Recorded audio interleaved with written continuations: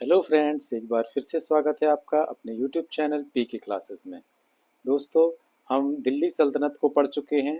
दिल्ली सल्तनत के समय में अन्य स्वतंत्र प्रांतों के बारे में भी पढ़ चुके हैं। तो आज हम पढ़ेंगे दिल्ली सल्तनत काल में प्रशासनिक व्यवस्था कैसी थी, सैन्य व्यवस्था कैसी थी और भू राजस्व व्यवस्था कैसी थी। इन तीन प्रमुख व्यवस्थाओं के बारे में आज हम पढ़ेंगे। दोस्तों, प्रत्येक प्रतियोगी परीक्षा में यहाँ से बहुत ज़्यादा प्रश्न पूछे जाने की संभावना होती है, तो बिल्कुल ध्यान से पढ़िएगा और अंत तक हमारे साथ बने रहिएगा। तो चलिए शुरू करते हैं। सबसे पहले दिल्ली सल्तनत की प्रशासनिक व्यवस्था। दोस्तों, हम जानते हैं कि दिल्ली सल्तनत मुस्लिम धर्म पर आधारित थी और यहाँ पर सैद्धांतिक रूप से ये धर्म प्रधान राज्य था, धर्मनिरपेक्ष नहीं था। यानी कि मुस्लिम धर्म के नियमों कानूनों पर आधारित यहाँ का शासन था और खलीफा पूरे विश्व में मुस्लिम जगत का सर्वोच्च प्रधान होता था। और भारतीय सुल्तानों ने भी खलीफा से औपचारिक रूप से मान्यता प्राप्त की थी, जिसमें सबसे पहले इल्तुतमिश ने खलीफा से औपचारिक मान्यता प्राप्त की थी। इनको सुल्तान की उपाधि दी गई और दी थी तुर्की शासकों ने। सुल्तान की उपाधि प्राप्त करने वाला सबसे पहला जो शासक था वो था महमूद गजनवी। जब हमने महमूद गजनवी को पढ़ा था तब ये बात भी जानी थी। और सल्तनत के सभी शासकों ने सुल्तान की उपाधि धारण की, सिर्फ खिज्र खां को छोड़कर। खिज्र खां ने रैयत ए आला की उपाधि धारण की थी, सुल्तान की नहीं। तो ये बात ध्यान रखना। खिज्र खां ने कौन सी उपाधि धारण की थी? रैयत ए आला की। इसने स्वयं को सुल्तान की उपाधि नहीं दी थी। ठीक है। मध्यकालीन ये प्रशासनिक संरचनाएं जो थी ये किस नियमों पर आधारित थी? कई बार प्रश्न पूछ लिए जाते हैं, तो एक बार देख लो। प्रशासनिक संरचना जो थी वो फारसी अरबी पद्धति पर आधारित थी। फारसी अरबी पद्धति यानी कि फारस और अरब में जो प्रशासनिक संरचना लागू थी वही संरचना तुर्कों ने भारत में लागू की। सैन्य संगठन तुर्क और मंगोल पद्धति पर आधारित था, यानी तुर्कों और मंगोलों की सेना जिस प्रकार की थी उसी प्रकार की सेना का संगठन भारत में भी किया गया।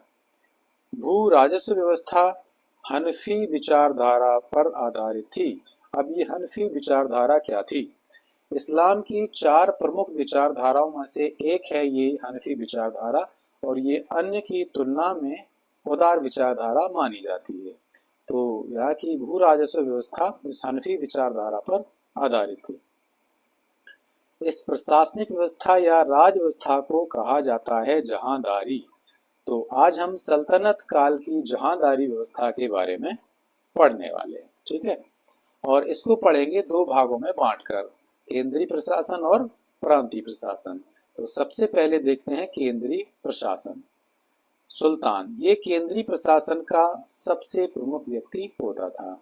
ये संपूर्ण दिल्ली सल्तनत का प्रधान था, राज्य का सर्वोच्च संचालक था, प्रमुख न्यायाधिकारी था और सेना का सर्वोच्च प्रधान हुआ करता था। यानी कि आज की तरह नहीं था कि संवैधानिक प्रधान कोई और है, वास्तविक प्रधान कोई और है, न्यायपालिका का प्रधान और है और सेना का कमांडर और है। सल्तनत काल में ये सभी शक्तियां सुल्तान के पास ही होती थीं और यही था राजतंत्र या राजशाही। ठीक है। सुल्तान के बाद पद होता था नायब का, नायब या नायब ए ममालिक। ये सल्तनत के प्रारंभिक दिनों में ये पद हुआ करता था और वजीर से ऊपर था। इस तरह ये सुल्तान और वजीर के मध्य का पद था, लेकिन कुछ ही समय बाद इस पद को समाप्त कर दिया गया था। अगला नंबर आता था वजीर का। वजीर वर्तमान प्रधानमंत्री के समान पद था और ये नायब मामलिकात के पद के खत्म होने के बाद सुल्तान के बाद सबसे महत्वपूर्ण पद हो गया था। सुल्तान की अनुपस्थिति में यह सुल्तान के सभी कार्य करता था, यानी कि राज्य की देखरेख और प्रशासन संचालन की जिम्मेदारी वजीर संभालता था और सुल्तान के होने पर भी ये उसके प्रतिनिधि के रूप में कई व्यवस्थाओं को देखता था। ये दीवाने विजारत विभाग का प्रमुख होता था। कौन सा विभाग? दीवाने विजारत विभाग। अभी हम विभाग पढ़ेंगे कौन कौन से थे सल्तनत काल में, तब देखेंगे। मजलिस ए खलवत ये क्या था? दोस्तों ये जो शब्दावली ली गई है, प्रश्न यहीं से पूछे जाते हैं। शब्दावली ली जाएगी और पूछा जाएगा कि इसका क्या अर्थ है, या यह क्या होता था या किससे संबंधित था।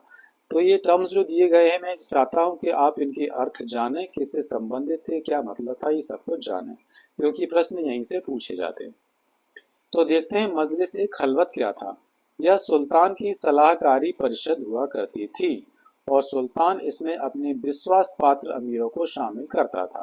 राज्य के महत्वपूर्ण मुद्दों पर इस खलवत में चर्चा होती थी। सुल्तान सलाह मशविरा करता था, लेकिन इनकी इन अमीरों की सलाह सुल्तान के लिए बाध्यकारी नहीं थी। ठीक है।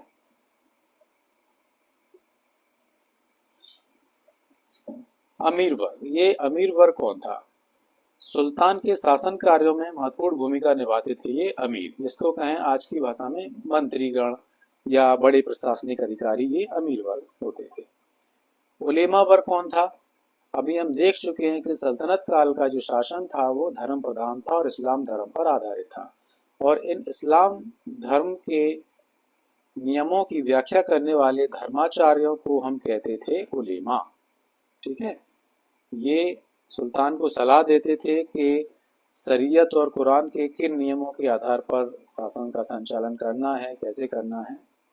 लेकिन बलबन और अलाउद्दीन खिलजी, ये दो ऐसे सुल्तान थे जिन्होंने प्रशासन में उलेमा वर्ग की उपेक्षा की, यानी इनके हस्तक्षेप को नकार दिया। ठीक है, तो ये भी ध्यान रखना। इनके अलावा सल्तनत काल में और कौन कौन से विभाग थे, उनके क्या काम थे, ये हम देख लेते हैं। सबसे पहला और महत्वपूर्ण विभाग था दीवाने वजारत। ये दीवाने वजारत क्या करता था? वजीर इस विभाग का प्रमुख होता था। इसको राजस्व विभाग भी कहा जाता है। राजस्व विभाग से आप समझ गए होंगे कि संपूर्ण राजस्व की व्यवस्था, प्रशासनिक व्यवस्था की देखभाल करना, ये दीवानी वजारत विभाग करता था।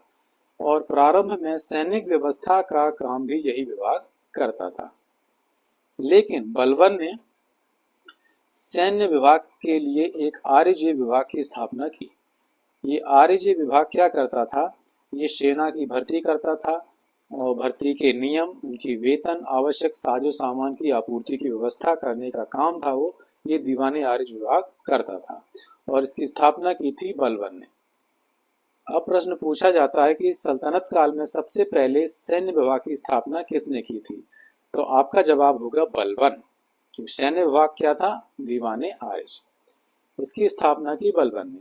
लेकिन अगर पूछा जाता है कि सबसे पहले स्थायी सेना का गठन किसने किया, तो स्थायी सेना का गठन किया था अलाउद्दीन खिलजी ने। अगला विभाग था दीवाने रसालत। ये विदेश विभाग था। विदेशों के साथ कौन सी कूटनीति अपनाई जाए, कैसा व्यवहार किया जाए, इसका निर्धारण और क्रियान्वयन इस विभाग के द्वारा किया जाता था। अगला विभाग था दीवाने इंसा या दीवाने अशरफ। ये शाही पत्राचार का विभाग था, यानी सुल्तान की तरफ से किसके साथ किस तरह का पत्राचार किया जाए, उसका क्या मसौदा रहे, या बाहर से आने वाले पत्रों को संधारित करना इस विभाग का काम था। दीवाने वकूफ। दीवाने वकूफ विभाग था, इसकी स्थापना की थी जलालुद्दीन खिलजी ने, और इस विभाग का काम था व्यय के कागजातों की देखभाल करना, यानी जो व्यय किया जा रहा है उनकी डॉक्यूमेंटेशन इसका काम था। दीवाने मुस्तखराज। इस विभाग की स्थापना की थी अलाउद्दीन खिलजी ने, और ये राजस्व विभाग का सहयोगी विभाग था। सहयोगी विभाग ऐसा इसलिए गठित किया था अलाउद्दीन खिलजी ने कि उस समय राजस्व विभाग के जो अधिकारी थे वो भ्रष्टाचार करने लगे थे, तो उन पर नजर रखने के लिए इस दीवाने मुस्तखराज विभाग की स्थापना की थी और एक अधिकारी की नियुक्ति की थी अलाउद्दीन खिलजी ने। दीवाने अमीर कोही। दीवाने अमीर कोही एक कृषि विभाग था और इसकी स्थापना की थी मोहम्मद बिन तुगलक ने। इस मोहम्मद बिन तुगलक को जब हमने पढ़ा था तब इसको अच्छी तरीके से पढ़ा था। दीवाने खैरात। खैरात शब्द से पता चलता है कि ये दान विभाग था और इसकी स्थापना की थी फिरोज शाह तुगलक ने।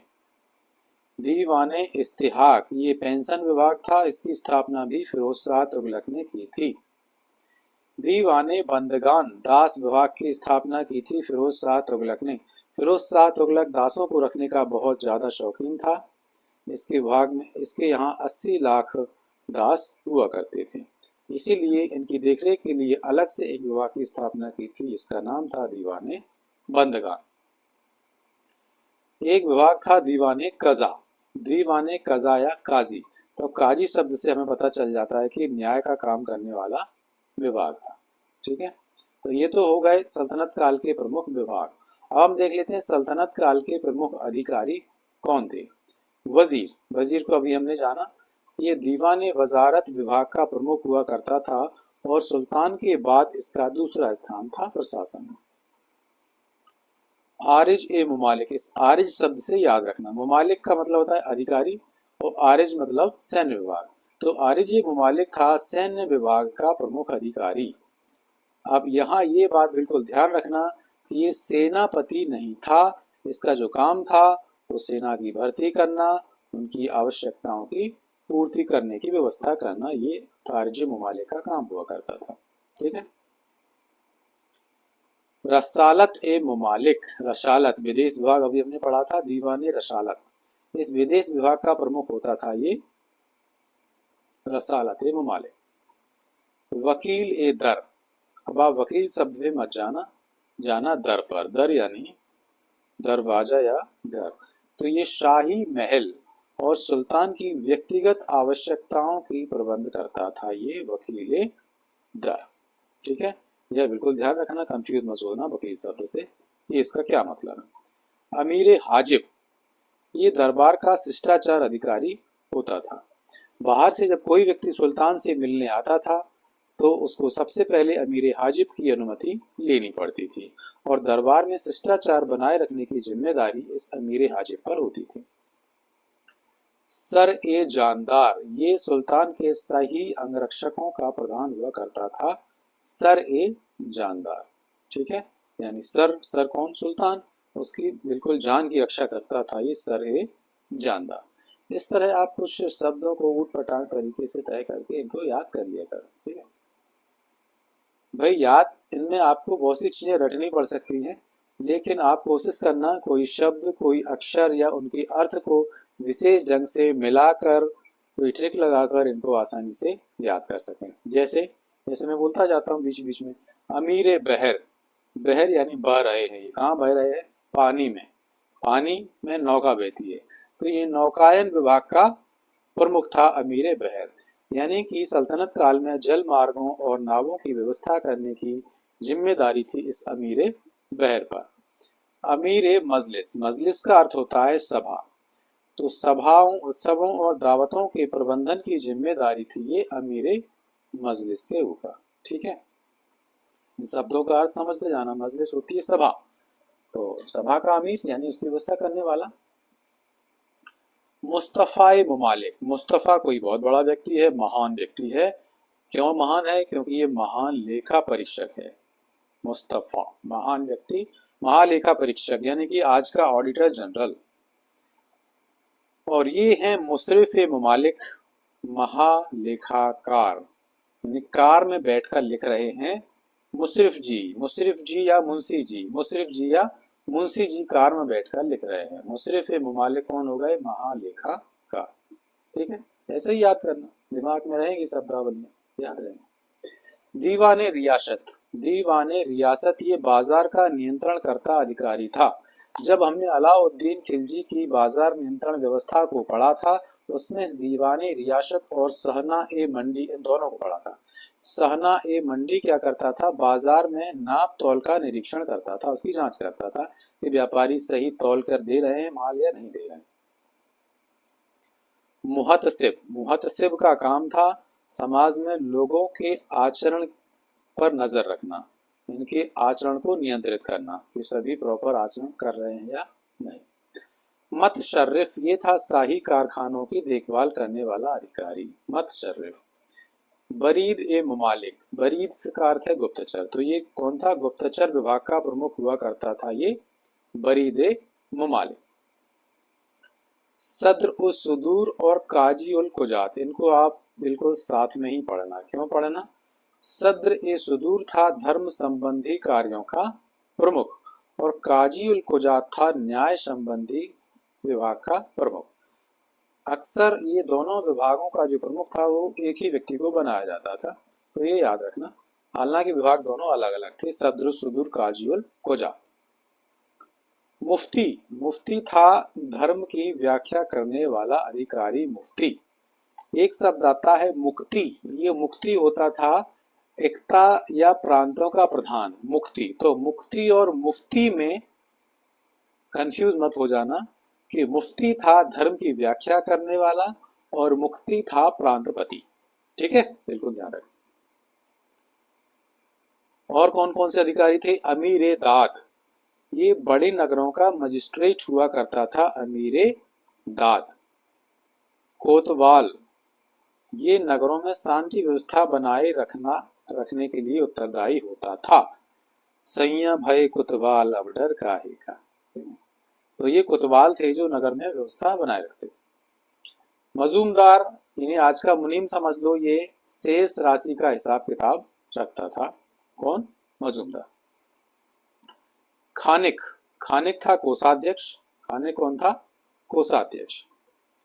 दबीर, दबीर होता था सचिव। सचिव आ जाए ऑप्शन में तो सचिव लगा देना। ये दीवाने इंसा यानी कि जो पत्राचार विभाग था उसका प्रमुख था, और पत्राचार विभाग शाही विभाग हुआ करता था, तो ये सचिवालय ये काम देखता था, और वो सचिवालय का प्रधान था वो दबीर हुआ करता था। ख्वाजा, ख्वाजा की नियुक्ति की थी बलबन ने, और इसका जो काम था वो इक्तादारों में भ्रष्टाचार को रोकने के लिए इस पद की नियुक्ति की गई थी। किसने की थी? बलबन ने। अब हम पढ़ते हैं सल्तनत काल का प्रांतीय शासन। सल्तनत काल को प्रांतों में बांटा था अलाउद्दीन खिलजी ने। उसके पहले सल्तनत काल में एकता व्यवस्था को सुदृढ़ किया था इस इल्तुतमिश ने। इसे एकता, इसे इल्तुतमिश याद रखना। एकता व्यवस्था को सुदृढ़ किया था इल्तुतमिश ने, और संपूर्ण सल्तनत को इस तरह एकताओं में बांट दिया था, क्योंकि एकता के रूप में एक भूभाग दे दिया जाता था इक्तादार को, वो उसकी देखभाल करता था। जब अलाउद्दीन खिलजी के समय में सल्तनत का और विस्तार हुआ तो इसने सल्तनत को प्रांतों में बांट दिया, और प्रांत का जो प्रधान होता था उसको वली, नाजिम, मुक्ति, मलिक या इक्तादार कहा जाता था। तो ये सभी नाम याद रखना, सभी को उसी एक ही व्यक्ति को कहा जा रहा है जो प्रांत का प्रधान है। अलाउद्दीन खिलजी के समय में इस प्रांतों की संख्या थी 11, और मोहम्मद तुगलक के समय प्रांतों की संख्या थी 23। याद रखना, कभी कभी पूछ लिया जाता है।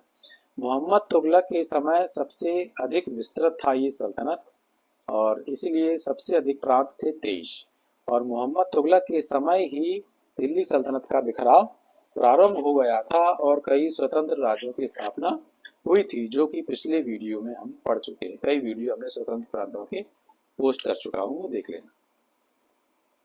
इन इक्तादारों को अपने क्षेत्र में प्रशासनिक कार्य चलाने के लिए काफी स्वतंत्रता दी गई थी।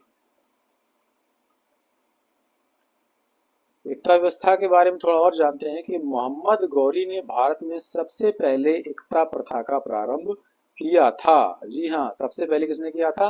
मोहम्मद गौरी ने। इल्तुतमिश प्रारंभ करता नहीं था, इल्तुतमिश ने इसको एक व्यवस्थित रूप प्रदान किया था। ठीक है, इल्तुतमिश ने इस एकताओं में इक्तादारों के भ्रष्टाचार को नियंत्रित करने के लिए इनके स्थानांतरण की नीति लागू की थी। समय समय पर इक्तादारों को एक एकता से दूसरे स्थान में तबादला करता रहता था। और बलबन ने इनके भ्रष्टाचार को रोकने के लिए क्या किया? बलबन ने ख्वाजा नामक एक नए अधिकारी की नियुक्ति की थी जो इन इक्तादारों पर नजर रख सके। ठीक है, इस तरह बलबन ने प्रांतों में सीमित द्वैध शासन की स्थापना की थी। जी हाँ, सल्तनत काल में भी द्वैध शासन लागू किया गया था, लेकिन सीमित अर्थों में, और लागू करने वाला कौन था? बलबन। तो ये याद रखना। एकता के बारे में थोड़ा और जानते हैं कि ये एकता भूमि थी। इक्तादार इस एकता भूमि के मालिक नहीं होते थे। मालिक कौन होता था? सुल्तान। ये केवल उस भूमि से प्राप्त राजस्व का उपभोग कर सकते थे और उस प्राप्त राजस्व से एक सेना रखते थे सुल्तान की सेवा के लिए, और स्वयं भी सुल्तान की आवश्यकताओं की पूर्ति यानी उसके यहाँ सेवा प्रदान करते थे। कौन? इख्तादार।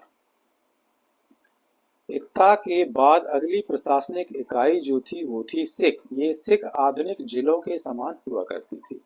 इन प्रांतों को सिखों में बांट दिया गया था। सिख की स्थापना सबसे पहले बलबन ने की थी और सिख का जो शासक था वो सिखदार होता था। तो ये सिख नाम से सिखदार याद रखना। जिलों को यानी सिखों को परगनों में बांटा गया था और परगना का जो प्रमुख अधिकारी दो थे, आमिल और मुंसिफ। आमिल प्रशासनिक अधिकारी था और मुंसिफ राजस्व अधिकारी हुआ करता था। तो इस तरह इक्ता यानी प्रांत, फिर सिख, फिर परगना और अंतिम इकाई थी ग्राम। तो सभी प्रशासन की इकाइयां याद रखना। ग्राम प्रशासन की सबसे छोटी और अंतिम इकाई थी। वो गांव में कौन कौन से अधिकारी होते थे? पटवारी, चौधरी, खूत और मुकद्दम। ठीक है, खूत यानी जमींदार, मुकद्दम यानी मुखिया। ये गांव के प्रमुख अधिकारी होते थे। 100 गांव को भी एक यूनिट का नाम दिया जाता था, इसको सदी कहा जाता था। 100 गांव के समूह को सदी कहा जाता था और इन पर जो अधिकारी नियुक्त किया जाता था उसको कहते थे अमीर ए सदा। ये 100 गांव के प्रबंधन का उत्तरदायी होता था, अमीर ए सदा। खालसा, ये भी कुछ प्रांत होते थे। खालसा केंद्र शासित प्रदेश होते थे। खालसा क्या होते थे? केंद्र शासित प्रदेश होते थे और इनका प्रबंधन केंद्र के द्वारा ही किया जाता था। ठीक है, तो ये हमने पढ़ ली प्रशासनिक व्यवस्था, केंद्रीय और प्रांतीय दोनों प्रकार की। अब हम पढ़ते हैं सल्तनत काल में सैन्य संगठन किस प्रकार का था।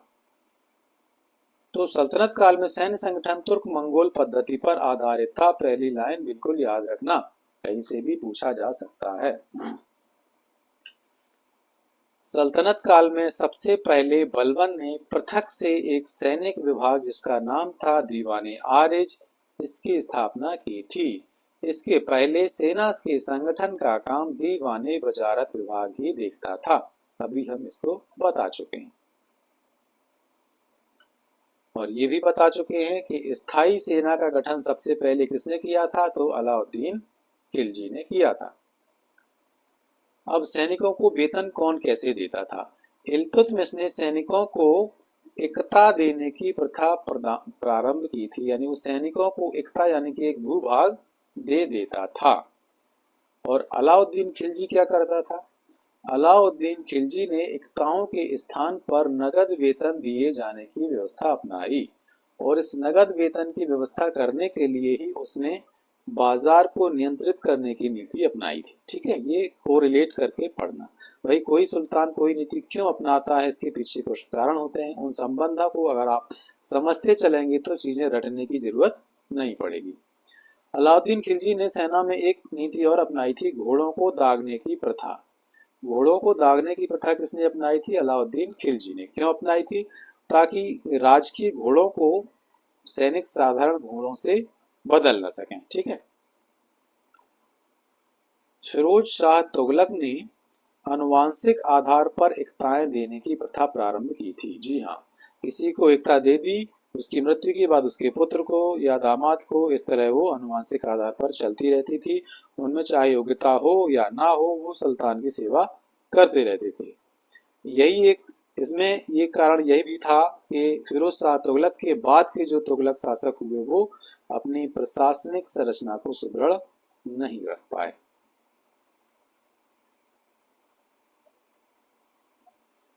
सुल्तानों के सैनिकों को कहा जाता था खास खेल। ठीक है, तो ये शब्दावली हमने इसीलिए लिखी है ताकि आप इनसे रूबरू हो सकें और इसको समझ सकें कि इनके अर्थ क्या हैं, क्योंकि प्रश्न पूछे जा सकते हैं। बिल्कुल ध्यान रखना। तो खास खेल शब्द का अर्थ है सुल्तानों के सैनिक। इल्तुतमिश के काल में कौन सी सेना थी? केंद्रीय और प्रांतीय सेना। केंद्रीय सेना को कहा जाता था हस्म ए कल्ब या कल्ब ए सुल्तानी और प्रांतीय सेना को कहा जाता था हस्म ए अतरफ। अब आप परेशान मत हो जाना, ये शब्दावली के सर ने बहुत ज्यादा शब्दावली ठूंस दी है। प्रश्न पूछे जाने की संभावना है, तो आप इनको जान लेंगे तो आपके लिए ही बेहतर होगा। हस्म ए कल्ब यानी केंद्रीय सेना, हस्म ए अतरफ यानी कि प्रांतीय सेना। और शाही घुड़सवारों को कहा जाता था सवार ए कल्ब। और सुल्तान की जो व्यक्तिगत सेना थी, व्यक्तिगत घुड़सवार थे, वो थे शमसी घुड़सवार। ठीक है, ये तो थी इल्तुतमिश के समय की सैनिक व्यवस्था। अब खिलजी के शासनकाल में कैसी थी? खिलजी शासनकाल में इन्होंने मंगोलों की जो दशमलव प्रणाली थी सेना की, उसके आधार पर सेना का वर्गीकरण किया था। दशमलव प्रणाली, यहाँ वो मैथ का डॉट पॉइंट वाला दशमलव नहीं है। दशमलव का अर्थ है 10 के गुणा में। ठीक है, कैसे अभी समझो। 10 सैनिकों का सेना नायक कहलाता था अमीर ए दह। 10 सैनिकों का, अब 10 सैनिकों में 10 का और गुणा कर दिया जाए तो 100 सैनिकों का सेना नायक कहलाता था अमीर ए सदा। सदा यानी सदी, यानी शतक, वही सदा।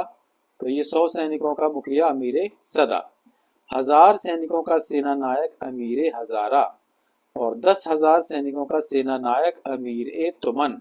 ठीक है, तो यहाँ तो विशेष दिक्कत होगी नहीं। दह यानी 10, सदा यानी 100, हजारा यानी 1000, तुमर मानी 10,000। ठीक है, एक वर्गीकरण जियाउद्दीन बर्नी ने भी दिया हुआ है, आप हम उसको भी देख लेते हैं। जियाउद्दीन बर्नी ने सैनिकों का वर्गीकरण जो प्रस्तुत किया है वो ये है। क्या है? 10 घुड़सवारों की टुकड़ी का प्रधान कहलाता था सरखेल। क्या कहलाता था? सरखेल। और 10 सरखेल का प्रधान था सिपह सालार। ये सब क्रम से हैं। ठीक है, 10 सिपह सालार का प्रधान हुआ करता था अमीर। और 10 अमीर का प्रधान था मलिक। ठीक है, 10 मलिक का प्रधान था खान। और 10 खानों का जो प्रधान था वो था सुल्तान। तो आपने अगर इनके क्रम को याद कर लिया है तो फिर ये याद नहीं करना पड़ेगा कि किन का प्रधान कौन था। ठीक है, क्योंकि वो अपने 10-10 के गुणज में ये संख्या चलती रहेगी। तो इनको कैसे याद करना है? एक लाइन में इनको आप रट लीजिए। सरखेल सिपह सालार अमीर मलिक खान सुल्तान। ठीक है, सरखेल सिपह सालार अमीर मलिक खान सुल्तान, सरखेल सिपह सालार अमीर मलिक खान सुल्तान, ऐसे याद करिए बार बार तो याद हो जाए। तो ये थी सैनिक व्यवस्था। अब हम पढ़ते हैं सल्तनत काल की राजस्व व्यवस्था किस प्रकार की थी। ठीक है, सल्तनत काल में जो तुर्की सुल्तानों की आर्थिक नीति थी वो हनफी विचारधारा के वित्तीय सिद्धांत पर आधारित थी। यानी कि हनफी विचारधारा एक इस्लामी विचारधारा थी, उसमें जो वित्तीय सिद्धांत प्रस्तुत किए गए थे उनके आधार पर इन्होंने अपनी आर्थिक व्यवस्था को अपनाया था। और इनकी अर्थव्यवस्था के जो कुछ नियम थे वो लिखे गए हैं। अबू याकूब की एक किताब है, किताब उल खराज। इस किताब में इनकी अर्थव्यवस्था के सिद्धांत लिखे गए हैं। सल्तनत काल में प्रमुख 5 कर थे। कौन कौन से 5 कर थे? बिल्कुल देख लेना, रट लेना, घोल के पी जाना। ठीक है, क्योंकि यहाँ से प्रश्न बहुत पूछे जाते हैं और ये बार बार शब्द आते भी हमारे सामने। इसने इतना खराज किया, इसने जजिया हटा दिया, इसने इतना जकात लिया, इसने इतना खुम्स लिया, तो हमें पता तो होना चाहिए कि कौन से कर क्या है। ठीक है, तो चलिए ध्यान से देखते हैं इन 5 करों को।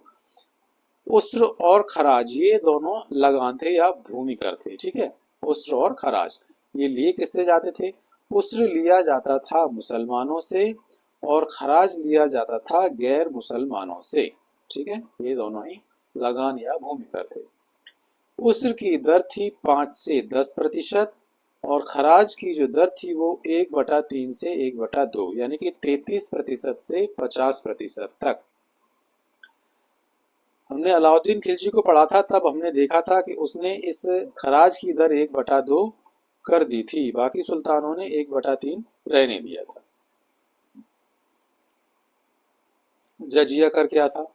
ये गैर मुसलमानों से लिया जाने वाला एक धार्मिक कर था और इस कर के बदले ये गैर मुसलमान सैनिक सेवा से मुक्त कर दिए जाते थे। ठीक है, ये ध्यान रखना, मुक्त कर दिए जाते थे सैनिक सेवा से, इसके बदले इनसे जजिया कर लिया जाता था। इसकी दर अलग अलग समय पर अलग अलग रही है। कुछ पुस्तकों में मुगल काल में इनकी जो दर रही उनका वर्णन मिलता है। 12 दिरहम, 24 दिरहम और 48 दिरहम यानी कि इनकी आय को कुछ वर्गों में बांटकर इनकी कर की दर निर्धारित की गई थी। इसीलिए 12, 24 और 48 दिरहम का क्लासिफिकेशन हमको देखने को मिलता है। ज़कात, ये मुसलमानों से लिया जाने वाला एक धार्मिक कर था और इसकी जो दर थी 2 से 2.5% थी और कर से जो राजस्व मिलता था उसका इस्तेमाल भी धार्मिक कार्यों में, परोपकार के कार्यों में किया जाता था। खुम्स, ये खुम्स क्या था? ये लूट के धन का एक हिस्सा होता था। लूट या भूमि में गड़े हुए धन का एक भाग था ये खुम्स, जो राज्य द्वारा लिया जाता था। सामान्यतः इस कुल धन का 4/5 भाग राज्य द्वारा लिया जाता था और शेष 1/5 भाग सेना के लिए छोड़ दिया जाता था। लेकिन फिरोज शाह तुगलक ने इसका उल्टा किया था, यानी 1/5 भाग खुद सुल्तान ने रखा और 4/5 भाग सेना के लिए छोड़ दिया गया। तो सेना भी खुश हो जाती थी कि वाह बल्ले बल्ले हुए, सुल्तान ने बहुत सारी रकम हमारे लिए छोड़ दी, है ना। अब देखते हैं इस भू राजस्व के निर्धारण के तरीके क्या थे, यानी कि वो कौन से नियम थे जिनके आधार पर ये लगान निर्धारित किया जाता था। ठीक है, लगान मैं इसलिए इस्तेमाल कर रहा हूँ, आप लोग बेहतर समझ सकेंगे भू राजस्व क्या था। तो बटाई, 3 तरीके थे, बटाई, मसाहत और मुक्ताई। सबसे पहले देखते हैं बटाई। बटाई क्या था? वास्तविक उपज का एक भाग था, यानी इसके निर्धारण का तरीका था कि किसी खेत में कितनी वास्तविक उपज हुई उसका एक भाग इससे ले लिया जाए। इसके और भी नाम थे, किस्मते गल्ला, गल्ला बक्सी, गल्ल बटाई, लंक बटाई और हासिल, ये नाम थे इस बटाई तरीके के। ठीक है, तो ये सभी नाम याद रखना। बटाई, गल्ल बटाई, लंक बटाई, किस्मते गल्ला, गल्ला बक्सी या हासिल, ये सभी एक ही विधि के नाम। मसाहत, ये मसाहत कौन सी विधि थी? ये भूमि की पैमाइश पर आधारित एक प्रणाली थी, यानी कि सबसे पहले भूमि को नापा जाए कितनी है, उसके आधार पर इस लगान की दर को निर्धारण किया जाए। इस विधि को अपनाया था अलाउद्दीन खिलजी ने। किसने अपनाया था? अलाउद्दीन खिलजी ने। लेकिन इसके बाद पुनः वही पुरानी विधि बटाई को अपना लिया गया। मुक्ताई, ये एक मिश्रित प्रणाली थी, यानी कि इसमें बटाई और मसाहत दोनों के लक्षण मौजूद थे। ठीक है, दोनों विधियों का प्रयोग किया जाता था इस मुक्ताई। भूमि, राज्य की भूमि कितने प्रकार की थी? राज्य की भूमि को प्रमुख रूप से 4 भागों में बांटा गया है। खालसा भूमि, ये राज्य के नियंत्रण की भूमि होती थी, अभी हम देख चुके हैं खालसा भूमि या केंद्र शासित प्रदेश। एकता भूमि, यानी एकतादारों को जो दान में दे दी जाती थी, दान में नहीं सॉरी, एकतादारों को दे दी जाती थी, क्योंकि इसके मालिक एकतादार नहीं होते थे, सुल्तान की ही भूमि होती थी। अनुदान भूमि या मदद ए मास, ये दान की भूमि थी और ये लगान मुक्त भूमि थी, यानी विद्वानों को ये भूमि दान में दी जाती थी और इस पर लगान नहीं लिया जाता था। अगली जो भूमि थी वो हिंदू अधीनस्थ हिंदू राजाओं की भूमि थी, यानी ऐसे हिंदू राजा जिन्होंने सुल्तान की अधीनता स्वीकार कर ली है और नियमित रूप से राजस्व सुल्तान को पहुंचाते रहते, ये वो भूमि थी। मोहम्मद तुगलक के समय एक बार अकाल पड़ा था, जब हमने इसको डिटेल में पढ़ा था मोहम्मद तुगलक को तब जाना था। यहाँ सिर्फ वो देखेंगे राजस्व व्यवस्था से संबंधित तथ्य। तो मोहम्मद तुगलक ने अकाल के कारण किसानों की जो बुरी हालत हुई थी, उन किसानों की हालत के सुधार के लिए ये सोनाधार या तकाबी ऋण देने की व्यवस्था की थी और इस फिरोज शाह तुगलक ने इस तकाबी ऋण को माफ कर दिया था। ठीक है, जो तकाबी ऋण लिया किसानों ने उसको माफ कर दिया, यानी ऋण माफी योजना इसने चलाई थी। किसने? फिरोज शाह तुगलक ने। फिरोज शाह तुगलक ने एक नया कर भी लगाया था। फिरोज शाह तुगलक ने अपने राज्य में सिंचाई की बेहतर व्यवस्था की थी और उसी के लिए उसने सिंचाई कर लगाया था, जिसका नाम था हक ए शर्ब। कहीं कहीं इसका नाम उर्स भी मिलता है, तो ध्यान रखना, उर्स या हक ए शर्ब। ये सिंचाई कर था और ये सिंचित भूमि से जो उत्पादन होता था उसका 1/10 इसकी दर थी। ठीक है, तो ये हमने पढ़ ली है। ये सल्तनत काल की प्रशासनिक व्यवस्था, सैन्य व्यवस्था और राजस्व व्यवस्था। बिल्कुल ध्यान से पढ़िएगा, आप पॉइंट नोट कर लीजिएगा। हमसे नोट्स चाहिए तो कमेंट में लिखकर बताइएगा, नोट्स उपलब्ध करा दिए जाएंगे। ठीक है, वीडियो को एक से ज़्यादा बार देख लो और अच्छे से समझ में आएगा। कैसा लगा आपको वीडियो हमें जरूर बताइएगा, ठीक है। अगर आपको अच्छा लगा तो लाइक करना ना भूलिएगा, दोस्तों को सेंड भी कीजिएगा और चैनल को सब्सक्राइब जरूर कर लीजिएगा अगर आप हमारे चैनल पर नए हैं। बेल आइकन को प्रेस कर लें ताकि नए वीडियो का नोटिफिकेशन मिल सके। ठीक है दोस्तों, पढ़ते रहिए, खुश रहिए, मिलते हैं नेक्स्ट वीडियो में। Thanks for watching.